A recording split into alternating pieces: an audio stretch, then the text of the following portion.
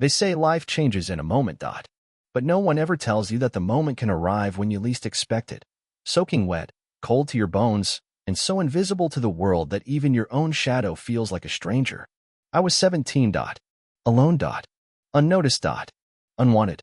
My father had died of liver failure the year before, leaving me a trail of unpaid bills, empty bottles, and the bitter taste of abandonment. My mother? She had vanished long before that, ran off with some man, and never looked back. No letters. No calls. Not even a cruel goodbye. Since then, I've been surviving the cracks in the system. Crashing on friends' couches, sneaking into shelter beds, pretending I had a future when I didn't even have dinner. The city didn't care. People passed me like fuck. Teachers called me promising, but no one ever stuck around long enough to see what that promise became. I wasn't looking for a purpose that night. I wasn't looking for anyone at all. I was just trying to make it to the next block, head down, hoodie soaked, hands stuffed in my pockets like that would somehow keep the wind from slicing through me. The storm had rolled in fast, angry, black skies that cracked open with thunder every few seconds. Water spilled from above like the heavens were grieving something far deeper than I could understand. I should have been thinking about where I was going to sleep. Instead, I was pulled into something that didn't belong to me. Something I should have walked away from. But I didn't. It started with a sound, faint at first, almost drowned out by the rain. A high, panicked cry. Then again, louder. A scream. My body tensed instantly. You know that sound when you hear it, that gut-wrenching sound of someone in danger. It's not like a yell or a laugh or even a sob. It's pure fear. Raw. It was coming from a sleek black SUV parked across the street, its lights still on, windows fogged. Strange place for a car to idle in this neighborhood, where rich people lock their lives behind electronic gates and pretend the world beyond doesn't exist. I slowed down. Part of me, the part that's been conditioned to survive, not interfere, whispered, "Keep walking. Don't get involved." But something else inside me, maybe what was left of my conscience, screamed back, "What if it were you in that car?" I crossed the street. My heart pounded harder with every step. I moved close, just enough to hear voices from inside. A woman, crying, pleading. A man, low, cold, furious. Then came the second scream, a sharper, followed by a loud thump, like someone had been slammed into the door. That was enough. I didn't have a weapon. I didn't even have a plan. But I had 17 years of fury in my fists, 17 years of being ignored, stepped over, cast aside. If this was my last night walking the street, I wasn't going to let it be hers too. I grabbed the handle and yanked open the passenger door. What I saw is burned into me. A woman, maybe in her 20s, with tangled blonde hair, mascara streaked down her cheeks, clutching a visibly pregnant belly. She looked up at me like I was either a monster or a miracle. The man had her by the wrist, holding it so tightly her skin was turning red. He turned when I burst in, older than me, built like a wall, wearing an expensive watch and a suit that screamed money. The kind of guy who probably thought no one could stop him. He barked something at me.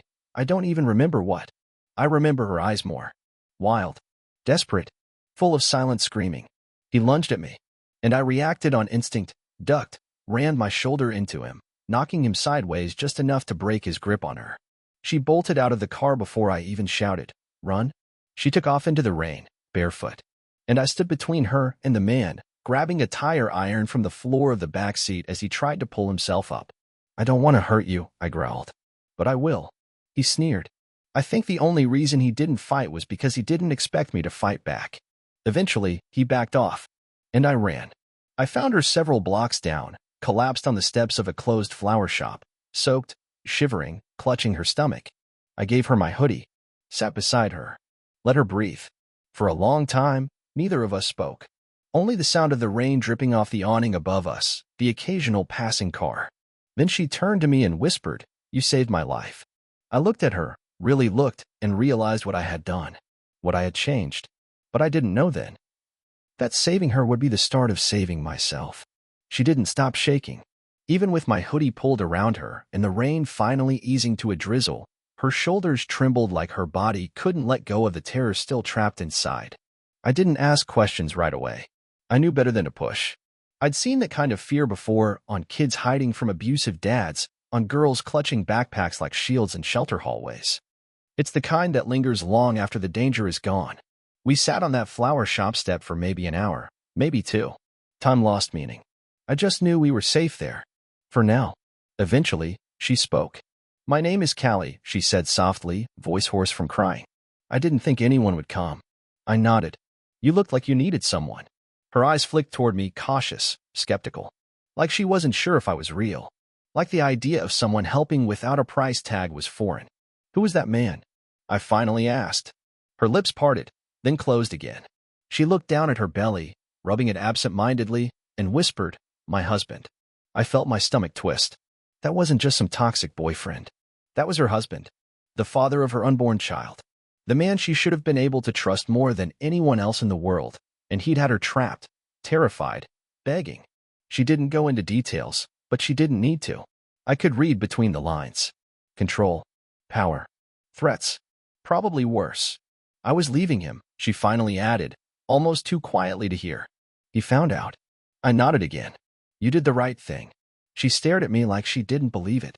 Like no one had said those words to her in a long, long time. I stood and offered her a hand. She hesitated, not because she didn't want to take it, but because she wasn't sure she deserved it. I could see that in her eyes. Eventually, she let me help her up. Where can I take you? I asked. Anywhere safe? She shook her head. No family. No friends. I left everything behind. I glanced around. It was nearly midnight. The shelters would be full or dangerous. I couldn't take her to the places I crashed, not with her being pregnant. That wasn't safety. So I made a decision. There's a church a few blocks over. Sometimes they leave the back hall open for people to warm up. It's not much, but it's something. Callie didn't argue. She just nodded and followed me, barefoot, silent, arms wrapped around her stomach like it was the only thing anchoring her to this earth. We reached the church and, to my relief, the side door was unlocked. We slipped inside. No one stopped us. I found a blanket from a bin near the kitchen, helped her settle onto a padded bench in the back room, and sat across from her, watching her finally relax, just a little. As she drifted into sleep, curled around her belly, I looked at her and realized. This woman wasn't weak. She was surviving. And something told me whatever she was running from wasn't over. Not by a long shot. She slept like someone who hadn't had real rest in days. Maybe weeks. Curled up on that bench in the dim light of the church's back room, with a worn blanket barely covering her legs, Callie looked small. Fragile.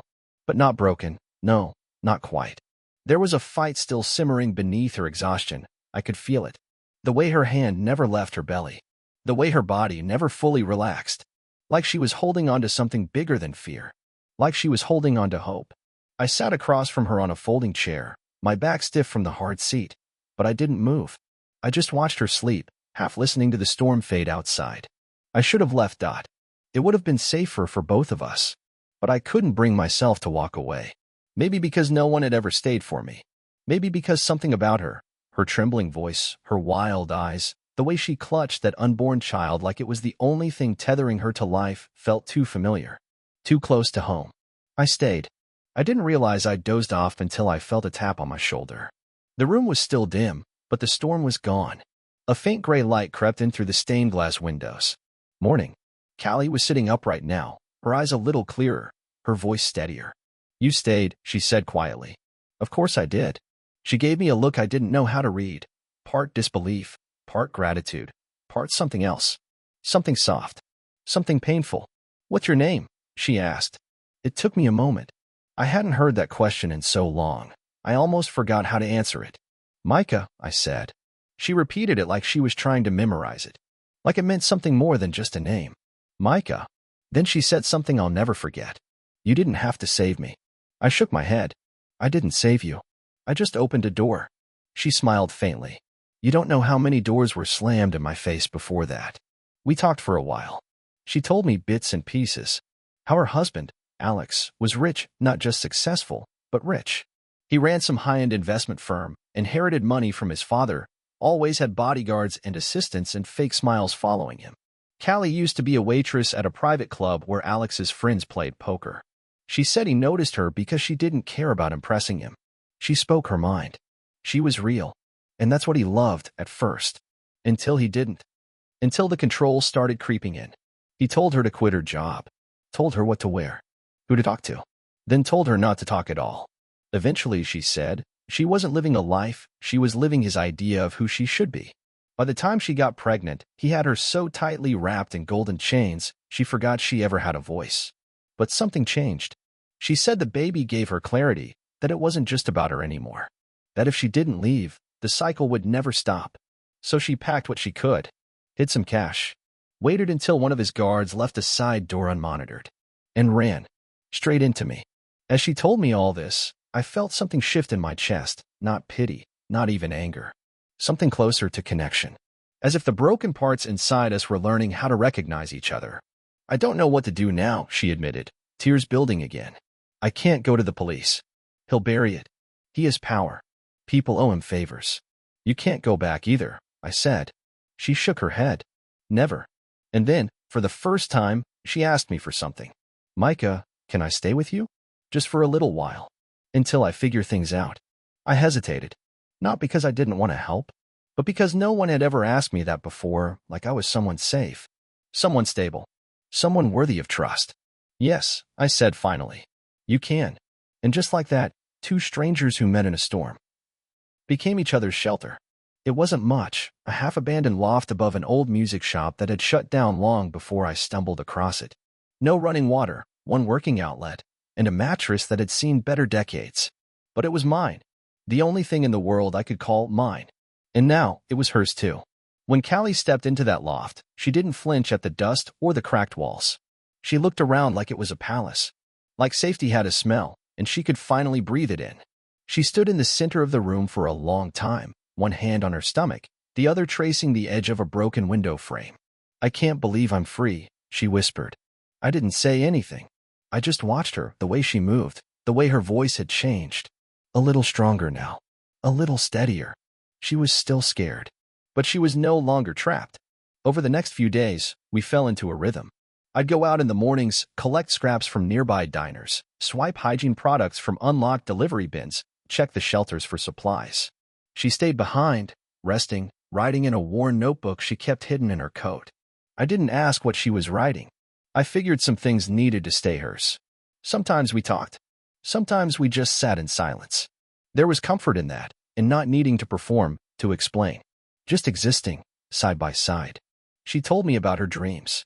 About wanting to raise her child far away from the city, near trees and lakes, where people smiled for real.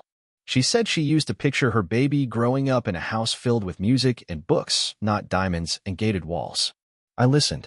And for the first time in years, I found myself picturing the future too. But the past wasn't done with us yet. It started with the car. A black SUV parked across the street 3 nights in a row. Tinted windows. No license plate I could catch. I noticed it on my way back one evening, engine still warm, headlights off, just sitting there. I didn't tell Callie right away. I didn't want to scare her. But my gut twisted into knots. I'd lived enough nights on the edge of survival to recognize danger when it stared you down from the shadows. Then came the message. I found it taped to the door of the loft, a single line, written in bold black marker. Come home before it's too late. Callie froze when she saw it. Her face turned pale. Her hand shook as she clutched the edge of the doorframe. Alex, she said. Just his name. Like it was poison. She sank onto the mattress, her eyes wide and empty. He found me. Panic flooded the room like smoke. Thick, choking, disorienting. I tried to steady her, but I could barely steady myself. We'll leave, I said. We'll go tonight. Another shelter. Another city. Whatever it takes. She didn't respond. I knelt in front of her, grabbed her hands. Callie, look at me. You got out. You did the impossible. You are not going back. A tear slipped down her cheek. But what if he takes the baby? My blood ran cold. This wasn't just about running anymore. This was about fighting. Because monsters like Alex, they didn't stop when you begged. They stopped when someone made them. And for the first time, I realized, maybe that someone was me. That night, sleep wasn't even a consideration. I pushed the old dresser in front of the loft door, wedged a broken chair beneath the handle, and kept a rusted crowbar within arm's reach. I didn't care if it felt dramatic. Paranoia wasn't just survival. It was reality. Callie barely said a word. She curled up on the mattress, her arms around her stomach, eyes wide open in the dark. She didn't cry, and somehow that made it worse. The silence between her breaths was deafening. I sat near the window, watching the street below. The SUV wasn't there. But that didn't mean we were safe. At dawn, we moved. I knew an old friend, Jonas, who ran a mechanic shop on the east side. He used to let me crash in his storage room during cold winters, no questions asked. If anyone would let us disappear for a while, it was him. We wrapped Callie in a coat 3 sizes too big and slipped down alleyways, avoiding the main streets. Every sound behind us made my shoulders tighten. Every stranger felt like a spy. Jonas didn't blink when he saw us. He just nodded and handed me a set of keys. No questions. Just like before. The back room wasn't much, oil-stained floors, one flickering bulb, and the lingering smell of gasoline, but it had a door that locked, and no one knew we were there. For now, it was enough. Callie finally spoke that afternoon. Her voice was rough, tired, but clearer than I'd heard it in days. I used to believe money solved everything, she said, curled up in a blanket near the corner. Alex made it seem like safety could be bought, security, control, even love. She looked at me. But I was safest the night I met you. In a broken church. In the middle of a storm. I didn't know what to say. Her words hit harder than she knew. All my life, I believed I was just background noise, someone meant to be passed over, forgotten. But in that moment, I wasn't invisible. I was her shelter. That night, I told her something I hadn't told anyone in years. My mom died when I was 10, I said. Overdose. No one came to claim me. I bounced through 6 foster homes in 4 years. By 16, I stopped counting. She looked at me like she saw all of it. The bruises, the loneliness, the way the world forgets you when you're not wrapped in something shiny. I've never had someone to protect, I continued. Never had something worth fighting for. She reached across the space between us and took my hand. You do now, she whispered. And that was it. A moment. A touch. A silent vow that didn't need to be spoken out loud. We were no longer just 2 people hiding from the world. We were building something in the cracks of it. But while we were learning to hope, Alex was learning where to strike. And he would hit harder than either of us was ready for. We should have known it was too quiet. For 3 whole days, nothing happened. No strange cars. No new messages. No shadow creeping around the corner. Jonas brought us sandwiches and supplies, never asking questions. I started to believe we might actually pull this off. Wait until Callie's due date. Maybe sneak out of town, disappear for good. But that's when the trap snapped shut. It happened fast. Jonas came pounding on the door just before dawn, panic twisting his voice. He's here, he hissed. The guy you're running from. He's in my shop. He asked about you, said he was looking for a runaway. Callie's face went ghost white. How did he find us? She whispered. My mind raced. Did someone follow me from the loft? Had I missed a camera? Or worse, was Jonas lying? No, not Jonas. He looked as scared as we were. We had to move. Now. I shoved Callie's boots into her hands, grabbed the backpack, and pulled the backroom window open. You'll have to climb, I said. It leads to the alley behind the shop. We'll circle 2 blocks east and hit the old train yard. Her hands were shaking too hard to tie her laces. I dropped to one knee, knotted them for her, and looked her in the eyes. No matter what happens, don't stop. Not for me. Not for anyone. Tears burned at the corners of her eyes. You're coming with me. I'll be right behind you, I lied. She crawled through the window. I watched her drop into the alley and disappear into the morning fog. Then I turned to face him. Because Alex was already in the building. I heard his boots echoing against the concrete floor. Slow. Calculated. He wasn't rushing. He thought he'd won. I ducked behind a shelf just as he entered the back room. He looked older than I imagined, polished, smug, with a predator's eyes. His suit was dry cleaned, his hair perfect, and yet something unhinged pulsed beneath his calm. Callie, he called out, mock sweet. Come on, sweetheart. This little game is over. He took a step forward. I waited until his back was turned, then I lunged. It wasn't a fight, not really.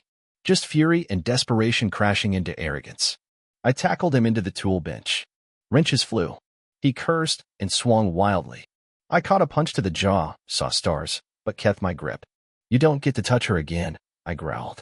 He laughed, even as I shoved him against the wall. She's mine, he spat. Not anymore. I didn't finish the fight. I didn't need to. Because Jonas came barreling in with a crowbar of his own and knocked Alex out cold. We didn't wait to see if he'd wake up. We grabbed the car keys, piled into Jonas's truck, and took off toward the train yard, where Callie was waiting, heart pounding, eyes searching the horizon for a future that might still be hers. We didn't stop driving for 3 hours. We didn't speak for most of it. But when she finally took my hand in the passenger seat, I knew something had shifted. Not just between us, but inside us. We weren't running anymore. We were choosing to fight, to love, to begin again. The town we chose had no history with us. No Alex. No past. No shadows following us down the block. It was the kind of place with a single gas station, a diner that closed by 6, and neighbors who still waved at strangers. In other words, perfect. Jonas gave us enough money to last a few weeks, told us to vanish, and never come back. He didn't need thanks. He needed to know we were safe. We rented a small apartment above a thrift store. The wallpaper peeled. The floor creaked. The water took forever to heat up. But it was ours. It was the first home either of us had chosen, not escaped to. Callie grew quieter as her due date approached. Not in a fearful way, but like she was preparing. Not just for labor, but for life. We bought baby clothes from the second-hand shop downstairs, painted the walls of the tiny nursery with old rollers and leftover sky blue paint. We didn't talk about the past much. Not anymore. We didn't need to. It was like we had silently agreed that survival wasn't our story anymore. Rebuilding was. She went into labor on a Sunday morning, just after the sun broke through the blinds. It was chaos. I fumbled the keys. She cursed like a sailor. The truck wouldn't start, so we ran 3 blocks to the clinic. I held her hand the entire time, even when she nearly broke it. And when her daughter came into the world, red-faced, furious, and alive, I cried harder than I ever had in my life. Callie didn't let go of my hand. Not when they laid the baby on her chest. Not when she whispered her daughter's name, Hope. Not when she looked at me with tear-lined eyes and said, "She's ours. If you want her to be." And I did. More than anything. I hadn't just found someone to protect. I had found a family. A few months later, Callie signed the paperwork to legally change her last name. She asked me to do the same. Not because she needed saving, but because she wanted to build something with me. As equals. As partners. As something neither of us had ever truly known. A real home. Sometimes I still wake up in the middle of the night and check the locks twice. Sometimes Callie does too. But then I hear her breathing. I hear Hope cooing softly in the next room. And I know the storm has passed. We're not running anymore. We're finally free.